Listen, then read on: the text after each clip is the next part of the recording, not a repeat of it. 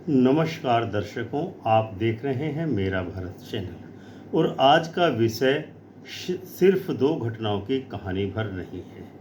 ये कहानी है उस भारत की जो आज भी जाति से मुक्त नहीं हो पाया है। एक और भारत के मुख्य न्यायाधीश CJI BR गवई, जिन पर सुप्रीम कोर्ट के अंदर एक वकील ने जूता फेंका। दूसरी ओर हरियाणा के वरिष्ठ IPS अधिकारी वाई पूरन कुमार, जिन्होंने अपनी जान दे दी। दोनों दलित थे, दोनों ऊंचे पदों पर थे और दोनों के साथ हुआ अपमान, अन्याय और चुप्पी। यह सिर्फ संयोग है या व्यवस्था का प्रतिबिंब? क्यों दलित सांसद, विधायक और मंत्री आज भी मौन हैं? क्यों इन सवालों पर सत्ता असहज हो जाती है? आज हम इन दोनों घटनाओं के जरिए देखेंगे कि भारत के न्याय, समानता और सत्ता के बीच की दरारें कितनी बड़ी हो चुकी हैं। न्यायपालिका के शीर्ष पर बैठे हुए एक दलित व्यक्ति CJI BR गवई पर एक वकील द्वारा जूता फेंकना और हरियाणा के वरिष्ठ IPS अधिकारी वाई पूरन कुमार ADG रैंक द्वारा आत्महत्या करना, जिसके द्वारा उनके द्वारा छोड़ी गई सुसाइड नोट में दलित उत्पीड़न का आरोप लगाना। दोनों मामलों में यह सवाल उठता है कि क्या ये सिर्फ व्यक्तिगत घटनाएं हैं या भारतीय समाज एवं व्यवस्था की गहरी संरचनात्मक क्रूरता है, जातिवाद और सत्ता के दुष्प्रभाव की अभिव्यक्तियां हैं। आज हम इन दोनों घटनाओं के तथ्यों, राजनीतिक सामाजिक पृष्ठभूमि, प्रतिनिधित्व की राजनीति, विधायकों सांसदों की चुप्पी और मीडिया सियासत के प्रभाव पर गहन विश्लेषण करें। घटना नंबर 1, CJI BR गवई पर जूता फेंकने का मामला। तथ्य और घटनाक्रम कुछ इस प्रकार हैं। CJI BR गवई 14 मई 2025 को भारत के 52वें मुख्य न्यायाधीश बने। वे SC यानी अनुसूचित जनजाति समुदाय से आते हैं। सितंबर 2025 में एक मामले की सुनवाई के दौरान एक याचिका पर निर्णय पास करते हुए उन्होंने एक टिप्पणी की और उनकी यह टिप्पणी विवादित हो गई, जिसमें उन्होंने कहा था, go and ask the deity himself to do something. If you are serving, you are a strong devotee, then pray and meditate. इस टिप्पणी को लेकर धार्मिक समुदायों और सोशल मीडिया पर तीखी प्रतिक्रिया हुई। 6 अक्टूबर 2025 को एक 71 वर्षीय वकील राकेश किशोर ने सुप्रीम कोर्ट में एक सुनवाई के दौरान CJI गवई की ओर जूता फेंकने की कोशिश की। घटना के बाद CJI गवई ने कहा कि वे बहुत हैरान हैं और इसे एक भुला देने वाला अध्याय मानते हैं, और ये कहकर के मामले को पूरी तरह से शांत कर दिया। न्यायालय ने आगे कहा कि ऐसे कटु कार्य से उन्हें विचलित नहीं किया जाना चाहिए और सुनवाई जारी रखी गई।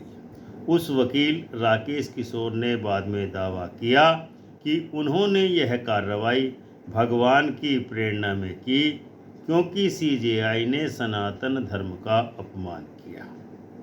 सुप्रीम कोर्ट ने उस वकील के विरुद्ध तत्काल कोई कठोर कार्रवाई न करने का निर्णय लिया। विश्लेषण ये कहता है कि यह घटना सिर्फ अपमान पर प्रतिक्रिया थी या इसके पीछे अन्य कोई सामाजिक मानसिक कारण थे। नंबर 1, संकेतात्मक संदेश। किसी न्यायाधीश पर शारीरिक हमला या अपमान न केवल व्यक्तिगत हमला है, बल्कि यह एक प्रतीक है शक्ति ढांचे का, न्याय की पवित्रता का और लोगों के मन में न्यायाधीशों के प्रति भावनात्मक प्रतिरूप पर चोट करने का। यदि आरोपी का कथन है कि CJI ने सनातन धर्म का अपमान किया सत्य हो, तो यह धार्मिक और सामाजिक भावनाओं को न्यायालय के अंदर खींचने का प्रयास है। नंबर 2, जाति प्रसंग। यह महत्वपूर्ण है कि सीजेआई गवाही दलित समुदाय से आते हैं। जब किसी वकील या व्यक्ति की कार्रवाई न्यायपालिका की ओर से प्रतिकार की तरह दिखे तो यह प्रश्न उठता है कि क्या यह वाकई धर्म आधारित क्रोध है या उच्च पदों पर बैठे दलित व्यक्ति के विरोध का चिन्ह भी ये हो सकता है।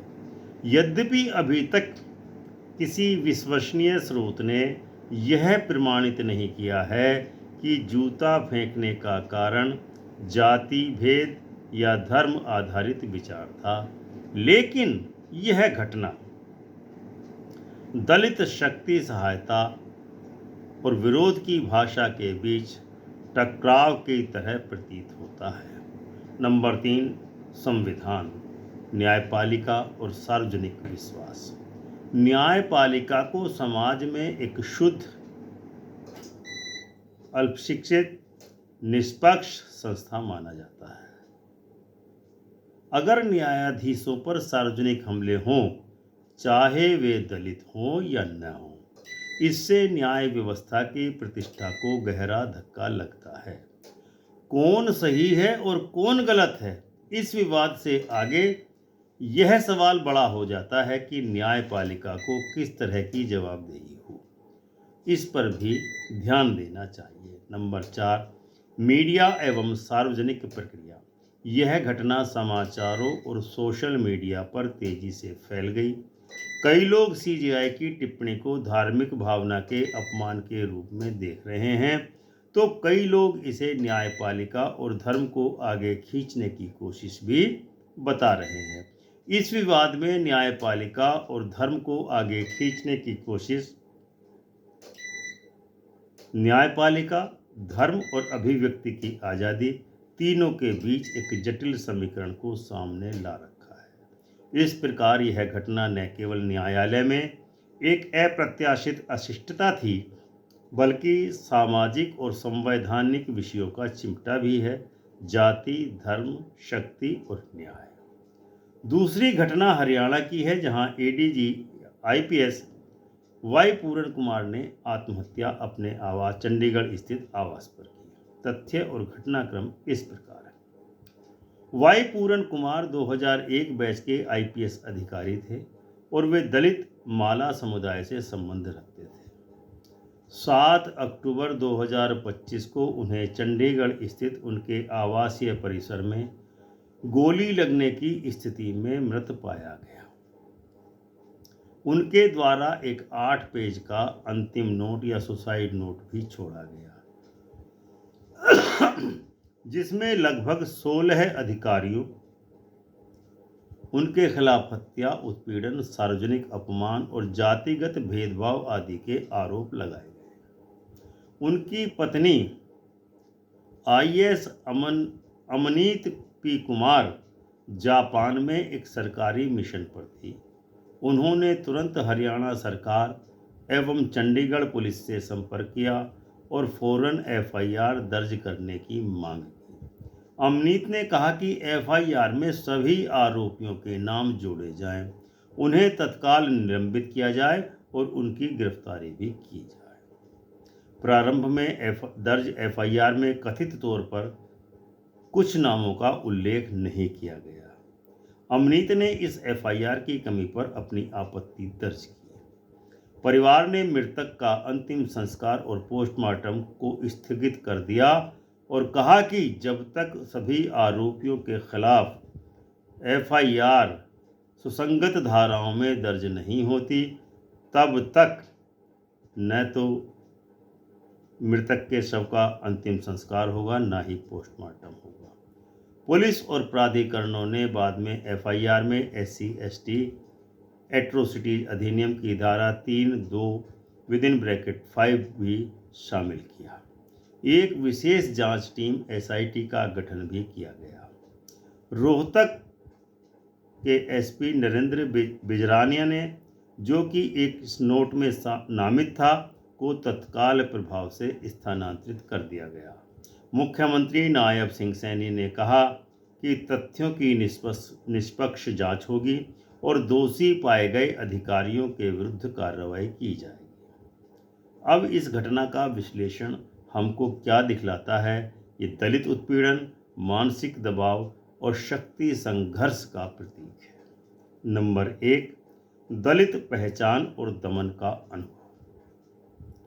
पूरन कुमार ने अपने सुसाइड नोट में यह आरोप लगाया है कि उन्हें जातिगत भेदभाव, सार्वजनिक अपमान, मानसिक उत्पीड़न, वरिष्ठ अधिकारियों द्वारा निरंतर प्रताड़ना सहनी पड़ी है। एक महत्वपूर्ण बिंदु इसमें यह भी है कि वे स्वयं एक संवैधानिक अधिकारी थे, फिर भी उन्होंने यह महसूस किया कि उन्हें संरक्षण या न्याय नहीं मिलेगा। यह व्यक्ति विरोधी शक्ति असंतुलन को दर्शाता है। उनके मामले में दलित उत्पीड़न कहने का कारण यह है कि वे विशेष स्पष्ट रूप से अपने जन्म समुदाय माला की पहचान से जुड़े उत्पीड़न की बात कर रहे हैं। नंबर 2, न्यायिक प्रणाली और शक्ति संरचनाएं।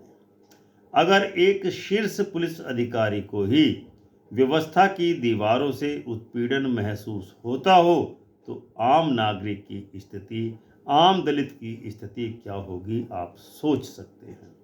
उच्च पदाधिकारियों में सत्तात्मक नियंत्रण और संरक्षण की शक्ति होती है। वे जांच, पदोन्नति, रिपोर्टिंग, मानव संसाधन निर्णयों आदि पर प्रभाव डाल सकते हैं। ऐसे में संघर्षों में शक्ति संरचना इस तरह काम करती है कि पीड़ित अक्सर न्याय पाना नामुमकिन सा अपने जीवन में महसूस करते हैं और आत्महत्या के जैसा विकल्प आखिरी रास्ता चुन लेते हैं। नंबर 3, न्याय व्यवस्था का प्रतिरोध और विलंब। एफआईआर में नामों का नहीं होना, कुछ नामों को ठीक से न जोड़ना, आरोपों को कम करना, ये सभी मामले को रफा दफा करने, रोकने दबाने और प्रतिरोध करने की रणनीतियों का हिस्सा हो सकते हैं। परिवार द्वारा अंतिम संस्कार रोकना और पोस्टमार्टम रोकना ये प्रतिरोध की एक सामर्थ्यपूर्ण भाषा है कि जब तक न्याय न हो हम शव तक आपको नहीं देंगे। सरकार और पुलिस द्वारा नामांतरित करना, एसपी को हटाना जैसे कदम प्रतीकात्मक तो हो सकते हैं, लेकिन वास्तविक कार्रवाई, गिरफ्तारी, मुकदमेबाजी होना अभी लंबित है। नंबर 4, राजनीतिक दबाव और सार्वजनिक संघर्ष। इस मामले में राजनीतिक दलों, सामाजिक कार्यकर्ताओं और दलित संगठनों ने आवाज़ उठाना धीरे धीरे शुरू कर दिया है। मीडिया रिपोर्टों में यह प्रश्न उठाया गया है कि अगर यह एक सामान्य अधिकारी की आत्महत्या होती तो क्या इतनी हलचल होती। जोड़ा गया है कि यदि पीड़ित उच्च अधिकारी नहीं होते तो न्याय व्यवस्था उन्हें अनदेखा कर सकती थी। उदाहरण के लिए पुलिस ने SC/ST एक्ट की धारा बाद में जोड़ दी है, जो कि परिवार की मुख्य मांगों में से एक मांग थी। राजनीतिक सामाजिक विमर्श चुप क्यों है? सबसे बड़ा सवाल ये खड़ा होता है दोनों घटनाओं के बाद। आपने सही तौर पर देखा होगा कि इन घटनाओं पर अब तक देश के दर्जनों दलित सांसद या दलित विधायक अपेक्षाकृत पूरी तरह शांत हैं। यह चुप्पी कई दृष्टिकोणों से व्याख्यायित की जा सकती है। नंबर 1, राजनीतिक जोखिम और सत्ता संरचना। कई दलित प्रतिनिधियों को लगता है कि यदि वे राज्य व्यवस्था या न्यायपालिका की आलोचना करें तो उनके खिलाफ प्रतिकार हो सकता है। प्रतिष्ठित पदों पर बैठे दलित नेताओं को समुचित दूरी बनाए रखने की राजनीति करनी पड़ी है। नंबर 2, राजनीति में सीमित स्वायत्तता। दलित विधायक या सांसद अक्सर अपनी पार्टियों के पायदान पर निर्भर होते हैं और वे सीमित संसाधन एवं सीमित स्वायत्तता के कारण बड़े मुद्दों पर खुलकर बोल नहीं पाते हैं। आश्चर्य होता है कि वे दलित होते हुए भी दो बड़े पदों पर बैठे हुए दो दलितों के साथ इतनी बड़ी घटना हो जाती है, उनको ना तो कोई दर्द होता है और ना ही उन्हें कोई परेशानी होती है। यानी उनको पद चाहिए, दलित समुदाय से उनका कोई रिश्ता नहीं है। सत्ता से टकराव उनकी राजनीतिक सुरक्षा को खतरे में डाल सकता है। नंबर 3, मीडिया और मुद्दे की फ्रेमिंग। मीडिया पर सियासी दलों की प्राथमिकता, खबरों की हाइजीन और बहस का स्वर यह निर्धारित करता है कि कौन सा विषय ठीक समय पर सुर्खियों में लाया जाए। अक्सर ऐसे मामलों को अलगाववाद, संवादहीनता या व्यक्तिगत संघर्ष के रूप में मीडिया के द्वारा पेश किया जाता है, जिससे जाति स्वरूपीकरण, कास्ट फ्रेमिंग कम दिखाई देता है। नंबर 4, समर्थन संघर्ष का ढांचा। जब कोई घटना ऊपरी प्रेसिंग और नंबर 1 मुद्दा नहीं बन पाती तो सुनने वाला समाज उससे जल्दी प्रसारित हो जाता है, विचलित हो जाता है। दलित सांसदों के लिए ऐसी कहानियों को संसद सभाओं में लाना मतलब बहस खोना या स्थान खोना भी हो सकता है। क्या ये घटनाएं सिर्फ घटनाएं हैं या संघर्ष की नई भाषाएं हैं या नया आयाम हो सकती हैं? इन दोनों घटनाओं यानी जूता फेंकने की घटना और पी कुमार की आत्महत्या में कई समान धागे हैं। ये एक ही धागे में बुनी हुई दो मालाएं हैं। नंबर 1, दलित पहचान और उत्पीड़न। दोनों ही पीड़ित दलित सामाजिक पृष्ठभूमि से आते हैं और अपनी पहचान से जुड़े उत्पीड़न का संकेत देते हैं। शक्ति असंतुलन, चाहे न्यायपालिका हो या पुलिस प्रशासन, दोनों ही मामलों में ऊंचे पदों पर की शक्ति पीड़ितों पर हावी दिखाई देती है। न्याय की अनिश्चितता यानी कानून, एफआईआर, जांच आदि प्रक्रिया फैसले से पहले ही जटिलता और देरी में उलझ जाते हैं। मीडिया और राजनीति का भूमिका। केवल कुछ दल जैसे दिल्ली की आम आदमी पार्टी ने इन घटनाओं पर जोर शोर से अपनी उपस्थिति दर्ज कराई है। बाकी राजनीतिक दलों की चुप्पी, चाहे वह बीजेपी हो चाहे कांग्रेस, इस बात की अभिव्यक्ति है कि सत्ता संघर्ष अभी खत्म नहीं हुआ है। इस संबंध में कुछ सुझाव हो सकते हैं, कुछ प्रश्न हो सकते हैं जो समाज के मन में घुमड़ रहे हैं।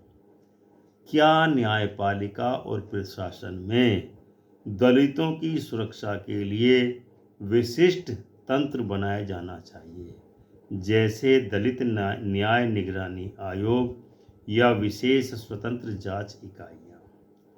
क्या कानूनों में सुधार की आवश्यकता है ताकि एफआईआर, SC/ST एक्ट जैसे मामलों में स्वचालित प्रक्रिया हो और प्रक्रिया अविलंब शुरू हो जाए, तत्काल शुरू हो जाए? क्या दलित प्रतिनिधियों और संगठनों को बेहतर संरचनात्मक समर्थन मिलना चाहिए ताकि वे इन घटनाओं पर अपनी आवाज़ को मुखरता प्रदान कर सकें? मीडिया को किस तरह की भूमिका निभानी चाहिए?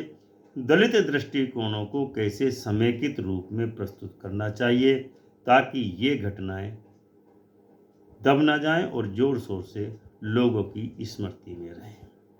तो दोस्तों, CGI गवई पर जूता फेंकना सिर्फ एक अपमान नहीं था, वो न्याय के मंदिर में फैले असहिष्णुता का प्रतीक था।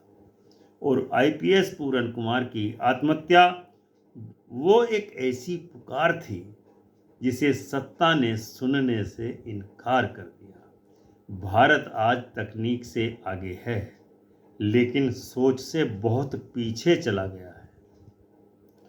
क्यों दलित अधिकारी आज भी अपने आप को सिस्टम में असुरक्षित महसूस करते हैं?